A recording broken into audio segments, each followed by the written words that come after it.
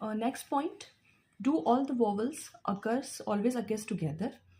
ये जो इंडिपेंडेंस हमारा वर्ड है इसमें वॉवल्स है 5, जबकि ई है वो 4 टाइम्स रिपीट हुआ है और आई जो है वो 1 टाइम रिपीट हुआ है।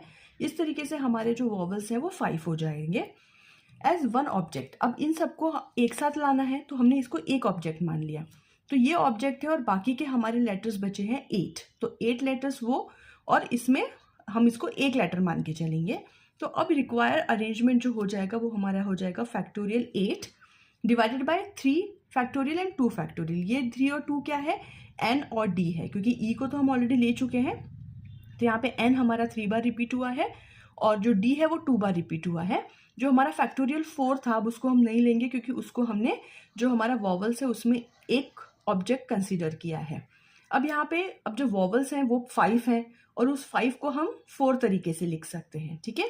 जो 5 वॉवल्स हैं इनका भी तो अरेंजमेंट होगा ना, इनका भी तो परम्यूटेशन होगा कि इनको भी हम आगे पीछे या अलग अलग तरीके से लिख सकते हैं। फर्स्ट पोजीशन पे ई आ जाएगा, फिर सेकंड पोजीशन पे आई आ सकता है, आई की पोजीशन चेंज हो जाएगी।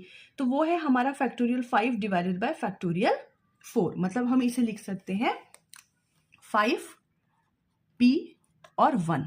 हमारे पास टोटल 5 वॉवल्स हैं और एट ए टाइम हमारे पास इसको एक ही जगह पे हम एक ही पोजीशन पे हम इसको एक ही बार लिख सकते हैं। क्यों? क्योंकि इन सबको हमें एक साथ लेना है। तो जब आप इसको करेंगे तो वो आपके पास फैक्टोरियल 5 डिवाइड बाय फैक्टोरियल 4 ही आता है। इसे जब आप सॉल्व करेंगे तो आपके पास आएगा 16,800। ये हमारा सेकेंड पॉइंट का हो जाएगा। अब थर्ड है कि do all the vowels never occurs together. तो हमारे पास टोटल नंबर ऑफ जो अरेंजमेंट है उसमें से हमारा जो वॉवल्स आया है उसको हम निकाल देंगे, माइनस कर देंगे, तो हमारे पास ये आ जाएगा कि when vowels never occurs together. तो ये था हमारा टोटल कॉम्बिनेशन, टोटल अरेंजमेंट। उसमें से अभी जो हमारा सेकंड में वॉवल्स निकला है कि कम टुगेदर, उसको हम माइनस कर देंगे, तो ये है हमारा नंबर जिसमें हमारे पास वॉवल्स कभी भी साथ में नहीं आएंगे। अब फोर्थ पॉइंट पे चलते हैं। हमारा लास्ट पॉइंट बचा है do the words begin with I and and with P. मतलब फर्स्ट का आई होना चाहिए और लास्ट लेटर होना चाहिए हमारा पी।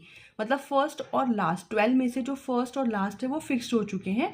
अब बीच में हमारे पास सिर्फ 10 लेटर्स बचते हैं और 10 लेटर्स के लिए हमारे पास बहुत सारे ऑप्शन है। तो हम इसको क्या करेंगे अरेंजमेंट। अब हमारे पास फैक्टोरियल हो जाएगा 10 क्योंकि फर्स्ट और लास्ट जो है वो आई और पी पे फिक्स्ड हो चुका है, डिवाइडेड बाय जितने भी हमारे पास कॉमन और सेम रिपीट हो रहे हैं उन नंबर से हम फैक्टोरियल का डिवाइड करेंगे।